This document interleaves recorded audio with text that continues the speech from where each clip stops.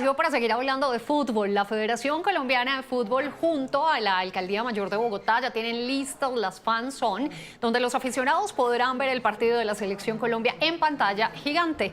Las pantallas estarán ubicadas en los parques metropolitanos de El Tunal y Fontanar del Río. Su señal estará sintonizada con la transmisión del Gol Caracol.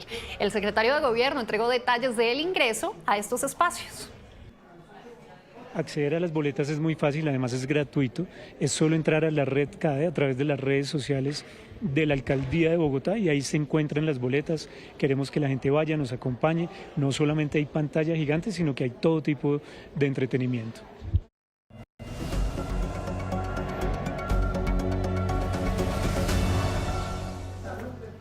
7 de la noche, 15 minutos, tiempo de activar nuestro radar de la política con nuestro compañero Juan David Ríos. Juan, muy buenas noches. Hola Alejandra, un gusto aquí por supuesto con todas las movidas políticas del día de hoy y ya lo que viene justamente para el 21. Oiga, corre el reloj, estamos a menos de 4 días y los organismos de control y todas las autoridades siguen tomando medidas extraordinarias para garantizar una jornada electoral transparente y tranquila. Sí, señora, porque ya el registrador nacional, el ministro de Defensa, también por supuesto la cúpula militar y la policía instalaron el puesto de mando unificado desde donde se monitoreará toda la jornada electoral del próximo domingo en Colombia. El PMU, instalado hoy, tiene además del control de las elecciones, perseguir la desinformación y la agresión a través de redes sociales. Lo más importante, que las personas puedan votar de manera libre. Y este puesto de mando unificado va a allanar ese camino para que este proceso electoral avance como han avanzado 2 procesos electorales muy grandes. Desde aquí también se hace seguimiento con GPS al material electoral en todo el país. No puede haber duda alguna frente al material electoral y está absolutamente protegido de cara a las elecciones que se vienen. En segundo lugar, es importante señalar que hasta este momento no hay ninguna decisión que tenga que ver con traslado de algún puesto o mesa de votación, como es apenas razonable. Tomo unas medidas como prohibido el uso de celulares o de cámaras fotográficas en los puestos y las mesas de votación. Nadie puede tomarle la foto al voto que cada uno haga. Eso de alguna manera ayuda a anular ese riesgo del constreñimiento. La mayor preocupación del registrador, de las fuerzas militares, la Procuraduría y la Defensoría es la desinformación que se está generando a través de redes sociales. Que hay que llamar a la ciudadanía a que tengan también responsabilidad ciudadana, a que se informen por los canales adecuados, a que pregunten cuando tengan alguna duda frente al proceso electoral y a que confíen en sus instituciones.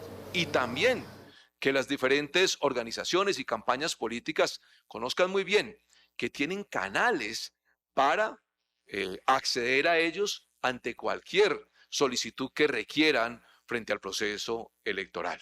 En este PMU hemos nosotros logrado establecer más o menos 235 contenidos violentos. También ubicamos lo que son las diferentes cuentas hoy y las amenazas que tienen allí y las judicializamos.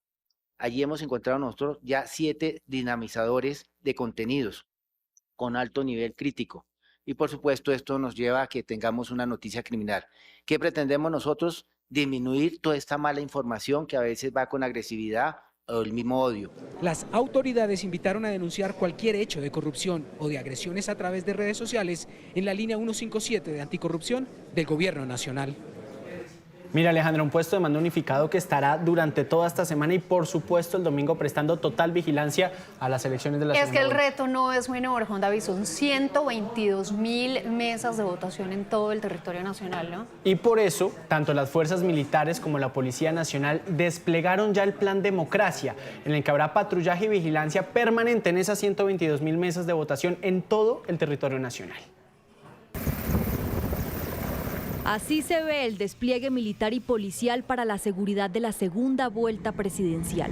Esta semana culminará ese proceso con más de 220.000 uniformados en carreteras, rutas estratégicas, centros poblados, ríos, costas, fronteras y zonas rurales del país, con operaciones preventivas ante cualquier amenaza que afecte el ejercicio de la democracia.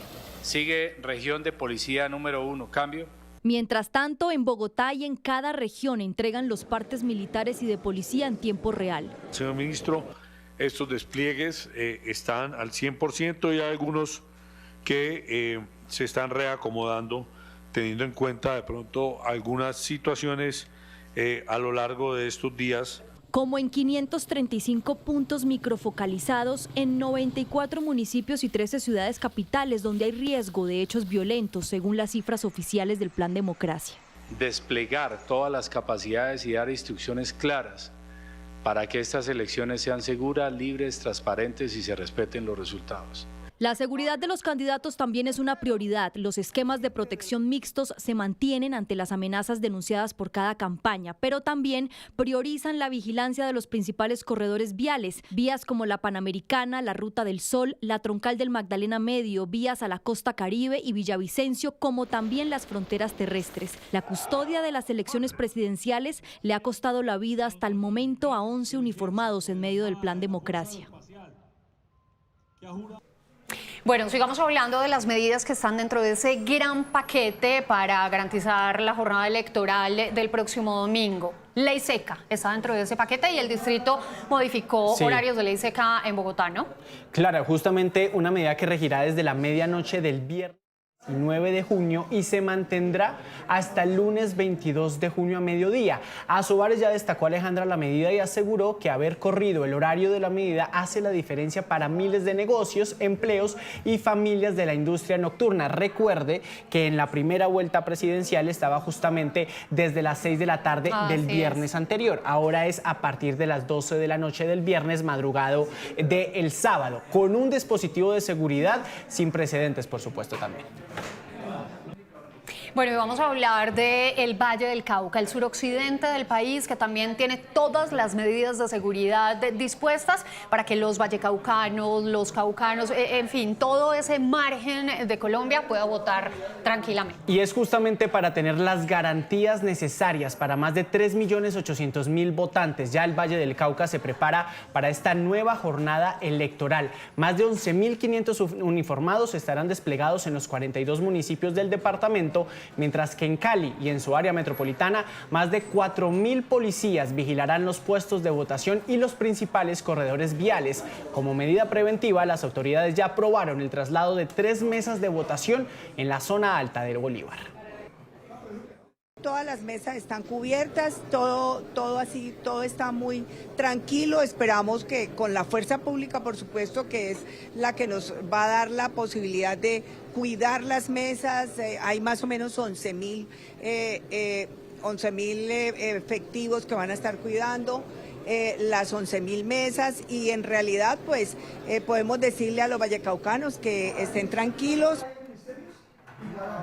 Muy bien, el candidato Iván Cepeda hizo una nueva denuncia en el marco de esta campaña electoral. ¿De qué se trata, Juan David? Mire, es que justamente el candidato habla de una campaña sucia en redes sociales en la que estarían circulando videos con información falsa sobre su estado de salud. Y precisamente hoy, en una rueda de prensa, el candidato del Pacto Histórico mencionó y mostró las cuentas afines, por supuesto, a su contradictor, que publicaron un video hecho con inteligencia artificial en el que se dice que el estado de salud de Cepeda sería crítico y que no podría ejercer su rol como presidente del país. En respuesta, Cepeda publicó un certificado médico expedido por su oncólogo en el que dice que el candidato ya superó un cáncer de colon.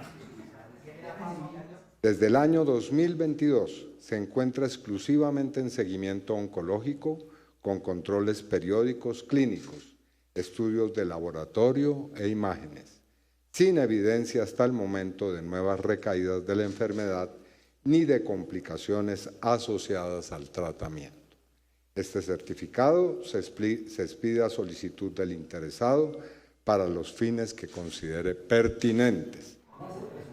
7 de la noche, 24 minutos, Juan David. El candidato Abelardo de la Espriella hace pocos minutos anunció que si es elegido presidente va a hacer un recorte en la nómina del Estado, incluyendo la reducción de los ministerios, pero también aclaró que muchos de los funcionarios que salgan pues van a pasar al sector privado. Esto fue en diálogo con Néstor Morales en Blue Radio. De la Espriella también anunció el camino a seguir si gana la presidencia y Gustavo Petro no reconoce el triunfo de Abelardo en las urnas. Yo soy un demócrata. Yo voy a respetar a la oposición siempre y cuando la oposición respete la ley. Si la oposición quiere incendiar el país y yo soy presidente, los voy a contener con la fuerza de las leyes de la República y con mano de hierro. Si están en el marco de la Constitución y la ley, por supuesto, tendrán todas las garantías. Y la Constitución, en uno de sus artículos, dice que si el presidente en ejercicio pretende desconocer el orden constitucional, el ejército debe actuar para restablecer ese orden constitucional. Y es mi llamado a la fuerza pública. Ustedes no hicieron un juramento para defender las locuras de un gobierno con ínfulas dictatoriales. Ustedes hicieron, queridos héroes de la patria, un juramento para defender la Constitución y la ley. Juan, y en medio de la pugnacidad que ha caracterizado esta campaña electoral, las instituciones y la Iglesia Católica hacen llamados insistentes a bajarle el tono y a mantener la calma. Mire, y es que por eso los obispos convocaron a una vigilia de oración por Colombia para este viernes, el 19 de junio.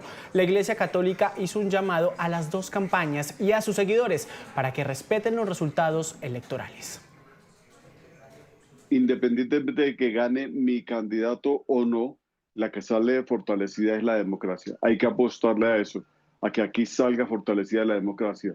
Y eso nos lleva a prepararnos para aceptar los resultados, para entender que tenemos un sistema electoral robusto y sobre todo para entender que el país continúa. Va a haber múltiples eucaristías en distintas ciudades, en cada parroquia va a haber plegarias especiales. Queremos que sea muy local, que cobije todos los sectores de la sociedad y que ahí en la familia se pueda encontrar el espacio para orar juntos, a pesar de que pensemos distinto. Mire, Alejandra, para cerrar este radar de la política, la Dirección Nacional justamente de la Alianza Verde otorgó la decisión a Catherine Jubinao del partido. Recordemos que ella lo había solicitado y con 47 votos, entonces ya el partido Alianza Verde tomó la decisión que Catherine Jubinao va a poder dividirse de la Alianza Verde y tener su propia personería jurídica, eso sí, de cara a las próximas elecciones, por supuesto, en este caso ya estamos hablando de gobernación o de alcaldías en 2 años. Lo cierto es que ya el Partido Verde aprobó esa decisión y está en manos ahora del Consejo Nacional Electoral dar la vía libre. Mi Juan, muchísimas gracias.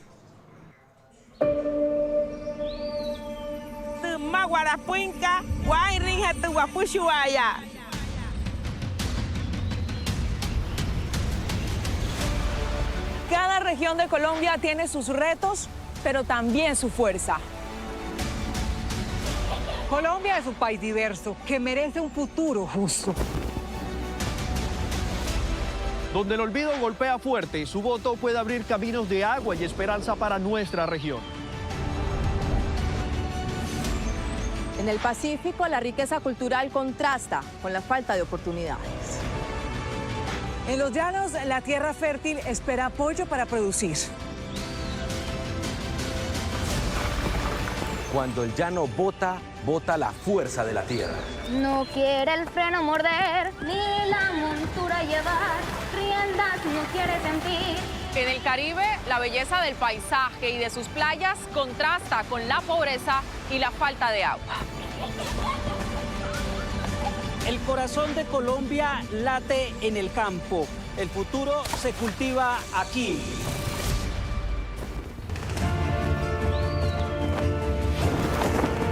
La democracia es la fiesta más grande de un pueblo. Cada voto nos acerca al progreso que soñamos.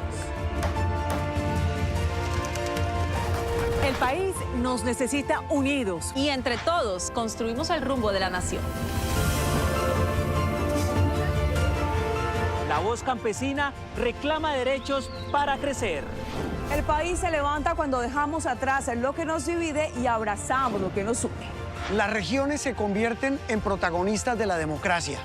Colombia se construye con todas sus voces. Salgamos a votar por Colombia. Salgan a votar por Colombia. Salgamos a votar por Colombia. El país que queremos está en sus manos. El país que soñamos. Colombia Decide 2026. Noticias Caracol. Primero la gente. 7:29 minutos. Esta sin duda es una buena noticia. En las últimas horas regresaron a la libertad los 2 policías de la Dijín que estaban secuestrados por el ELN en Arauca. Tras 11 meses de cautiverio, los uniformados fueron entregados a una comisión humanitaria. Estas son las primeras imágenes de Frankie Slade Hoyos y Jordin Fabián Pérez en libertad. En la fotografía tomada en una zona rural de Arauca aparecen junto a integrantes armados del ELN y representantes de organismos humanitarios. Los dos agentes de la DIJÍN permanecieron secuestrados durante 11 meses antes de recuperar su libertad. La acción se realizó a través de una comisión humanitaria. Tanto los uniformados como sus familias aseguran que los 11 meses de cautiverio fueron una verdadera pesadilla marcada por la incertidumbre y el sufrimiento. El que no lo vive no lo siente y pues nosotros no pensamos llegar a vivir esto y fue muy duro, muy duro. Todos los días que nos levantábamos no sabíamos si lo íbamos a volver a ver, si estaba bien. Solo pues a veces lo que nos mandaban y las pruebas de supervivencia. Tras la liberación, los policías fueron llevados a zonas urbanas donde recibieron valoración médica y vivieron ese abrazo tan anhelado. Juliet, tengo entendido que usted ya se pudo comunicar con su hermano. ¿Cuáles fueron esas primeras palabras que le dijo? Ay, que nos quería mucho y que nos extrañaba mucho. Y pues nosotros también lo extrañamos mucho, nos hizo mucha falta en estos 11 meses que estuvo en cautiverio. Mientras tanto, la Defensoría insiste en el llamado de liberación de los dos funcionarios del CTI y de la Fiscalía que continúan secuestrados. Que regresen pronto. Y el estadounidense que fue capturado en Bogotá por presunto abuso sexual contra un menor de edad quedó en libertad tras comprobarse que no hubo ninguna violación contra el menor. Su defensa además anunció acciones legales contra quienes aseguraron que estaba abusando a un niño. La denuncia ciudadana sobre un presunto caso de abuso sexual a un niño en el norte de Bogotá y que resultó en la captura de un ciudadano estadounidense tuvo un giro radical. El ciudadano recuperó su libertad en la madrugada de este martes tras comprobarse a través de estudios médicos y psicológicos que no hubo ningún tipo de abuso o acto violento contra el menor de edad implicado. Tras esa conclusión, la defensa del estadounidense anunció denuncias formales contra las personas que hicieron señalamientos y difundieron la información. Y ello, por supuesto, obliga a que mi cliente me haya instruido, como en efecto lo hizo, para presentar denuncias penales contra los particulares y los funcionarios públicos de cualquier nivel que lo hayan señalado falsamente de cometer esta atrocidad. El daño, digo, es irreparable. Las denuncias y señalamientos contrastaron con los testimonios entregados por los menores de edad a las autoridades. Lo que se comenta es una situación familiar en la que estaba la niña incluso almorzando, estaban los niños y hay como una riña entre los dos niños por un tema de un juguete, situación familiar que lleva a que el papá le pida al niño salir al balcón a respirar. El hombre fue atacado por medios digitales e incluso se puso en entredicho el proceso de adopción en Colombia tras el video que se difundió rápidamente por redes sociales. El mismo presidente Petro, a través de su cuenta de X, lo calificó como un pedófilo estadounidense de derecha, pero tras descartarse el hecho, aseguró que las imágenes engañaron a los colombianos. Según la directora del ICBF, eran 3 menores de 4, 7 y 15 años los que se encontraban con el hombre y su esposa, como parte de un proceso legal de adopción internacional, y estaban en convivencia temporal supervisada por las autoridades. Ellos estaban en estos 7 días de integración familiar, donde ya le llaman mamá y papá a los que ya llevan mucho tiempo. Ellos empezaron hace 3 años ese proceso.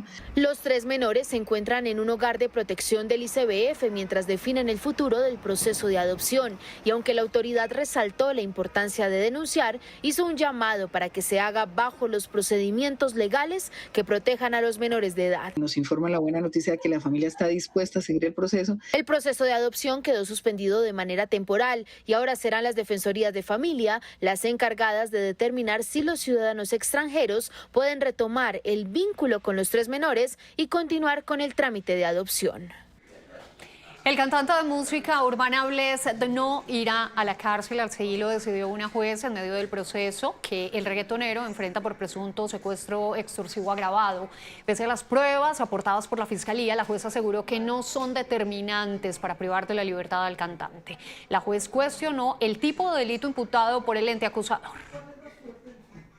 No se cumplió con ese presupuesto de esa inferencia razonable de autoría o participación, de ahí que entonces pues no puede imponerse ningún tipo de medida a estos 4 ciudadanos, a quienes de todas maneras pues se les advierte que el proceso continúa, solamente pues que de momento pues ellos lo enfrentarán en libertad.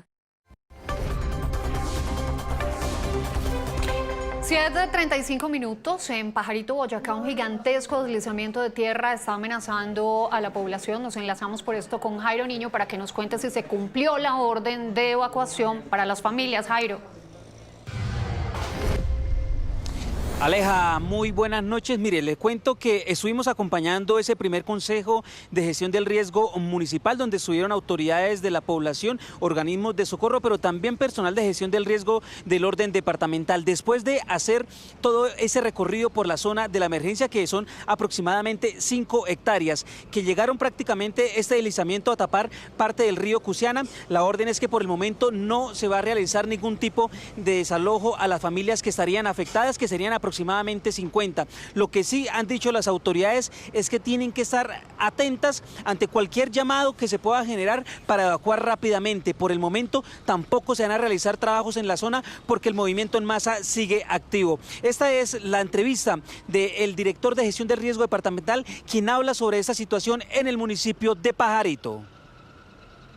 Por sobresaturación de la ladera se presentó desprendimiento de material. Esto como tal está obstaculizando un porcentaje del cauce del río Cusiana.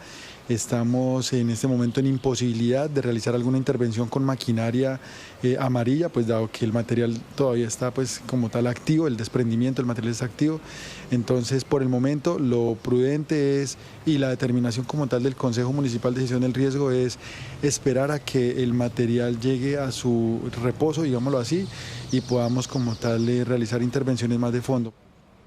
De 5.000 a 7.000 metros cúbicos, tanto de lodo, piedra, como también material vegetal, sigue en la zona del derrumbe y continúa la emergencia activa. Por eso hay un puesto de control unificado también en cercanías al sitio donde se genera esta emergencia, que es por parte de bomberos voluntarios del municipio de Pajarito, quienes son las personas encargadas en este momento de activar cualquier alarma para que la comunidad reaccione rápidamente ante cualquier eventualidad. Muy bien, Jairo, muchas gracias. Seguimos hablando de emergencias ambientales. Esta, por fortuna, ya fue superada. Tras 12 horas de cierre, fue habilitado el paso a un carril en la transversal del Carare en Santander. La vía estaba cerrada por un deslizamiento de tierra entre Landazuri y Vélez en el sector de Sarandas, lo que impedía el paso de todo tipo de vehículos. Tras la limpieza de la vía, el carril fue habilitado con pasos intermitentes. Y tras un fuerte aguacero se registraron inundaciones, daños en viviendas y fallas eléctricas en Supía, en Caldas. Uno de los puntos más afectados es el barrio Guayabal, que resultó afectado por la acumulación de material que fue arrastrado por el río. La emergencia también afectó el polideportivo municipal. Varios árboles se fueron al piso por la fuerza del agua. Y los expertos están advirtiendo el impacto del fenómeno del Niño y el que podría tener en la Amazonía este fenómeno natural. Esta región, entre otras cosas, es clave en el régimen de lluvias de la región andina. Expertos coinciden en que el sistema de abastecimiento de Bogotá está mejor preparado que hace 2 años. Sin embargo, advierten que no hay que bajar la guardia. Estamos mejor preparados, pero este niño es mucho más fuerte que el de la vez pasada. Entonces, así estemos mucho más preparados, de todas formas la incertidumbre climática es más alta. Una de las principales preocupaciones es el impacto que podría tener este fenómeno sobre la Amazonía, debido a su papel clave en el ciclo del agua. Todo el bioma amazónico lo que hace es funcionar como una gran bomba que succiona la humedad del océano. Entonces, toda esa humedad del océano se transporta hacia adentro del continente y se mueve con los vientos en lo que llamamos, digamos, esos grandes ríos voladores que finalmente terminan llegando a la región andina. La humedad generada por la Amazonía viaja hasta la región andina y alimenta las lluvias del sistema Chingaza. Según el Instituto Sinchi, cerca del 60% de las precipitaciones que lo recargan dependen de este fenómeno. Y el sistema Chingaza suministra cerca del 70% del agua que consume Bogotá. Por eso, cualquier afectación significativa sobre la Amazonía podría tener repercusiones en la disponibilidad de agua de la región. Pero al fenómeno del Niño se suma otra amenaza, la deforestación. Cada árbol que se pierde reduce la capacidad de la selva para liberar la humedad, que luego se transforma en lluvias. Por eso los expertos insisten en que la seguridad hídrica depende tanto de la conservación de la Amazonía como del uso responsable del agua por parte de la ciudadanía. Y tras 36 horas de bloqueo, la policía y el ejército recuperaron el paso por la troncal del Caribe del lado de La Guajira. Aún persisten algunos bloqueos en el Magdalena.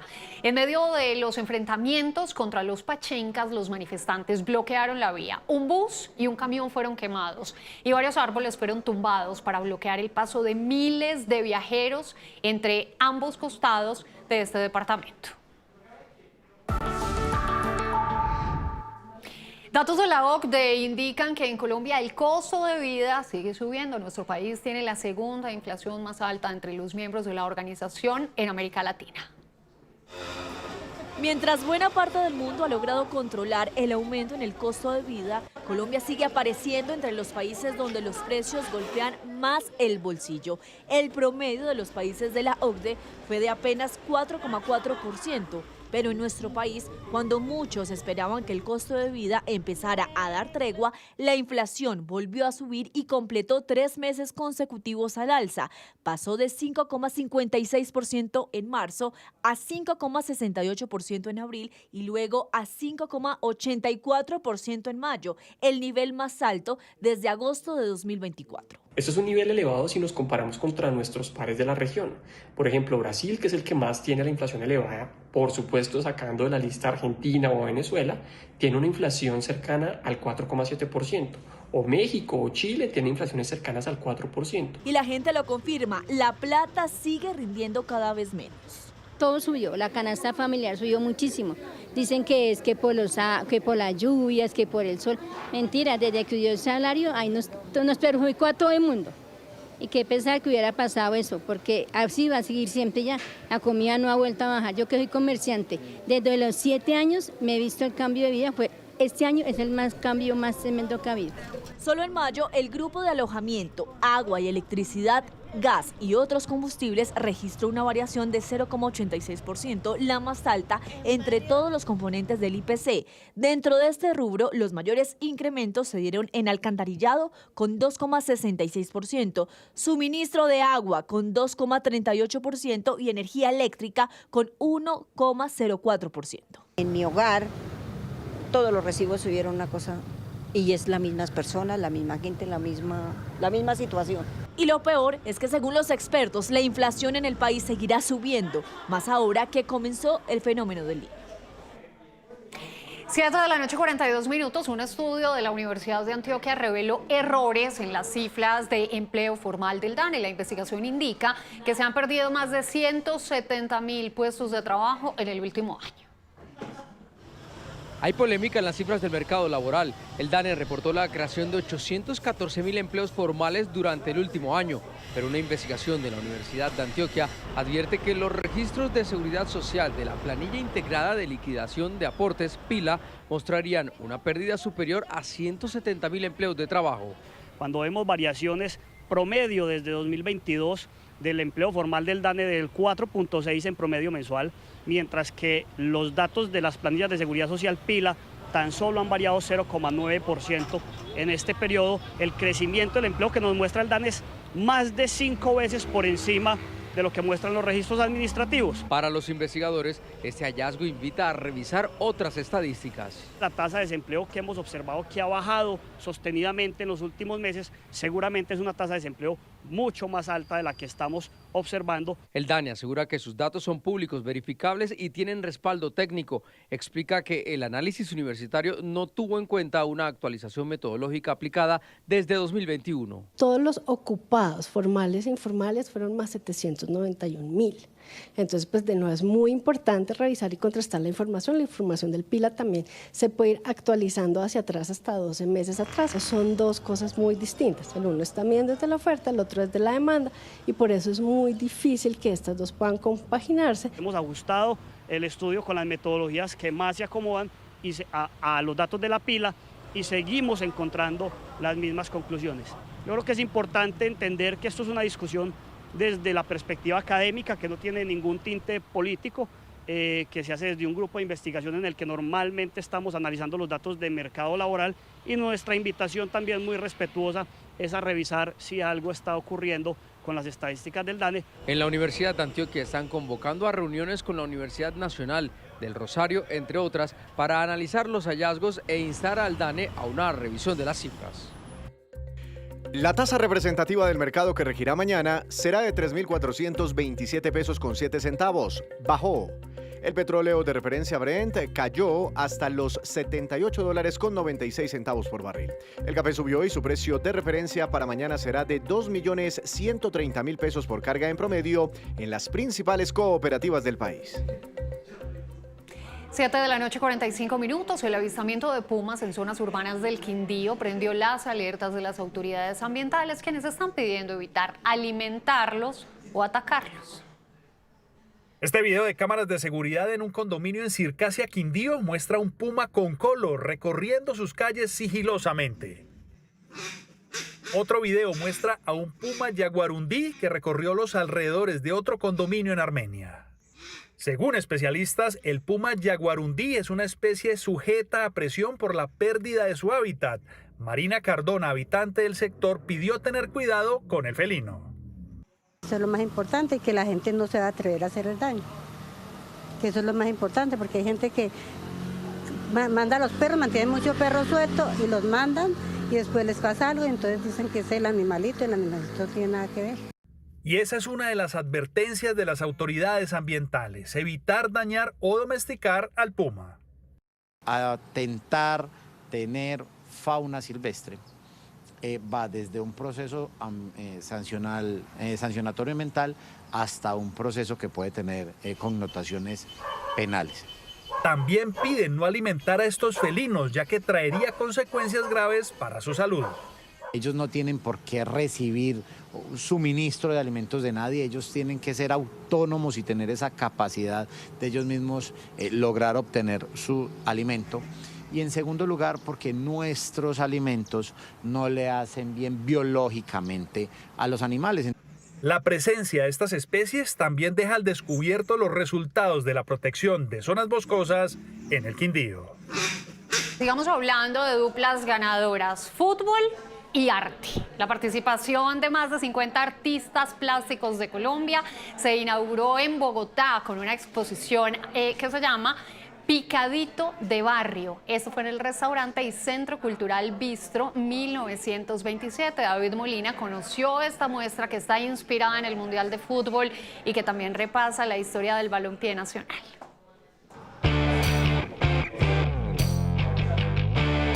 Esta casa del barrio Palermo, en el centro norte de la capital, se contagió de la fiebre mundialista y sus paredes se llenaron de decenas de interpretaciones artísticas del fútbol con picadito de barrio.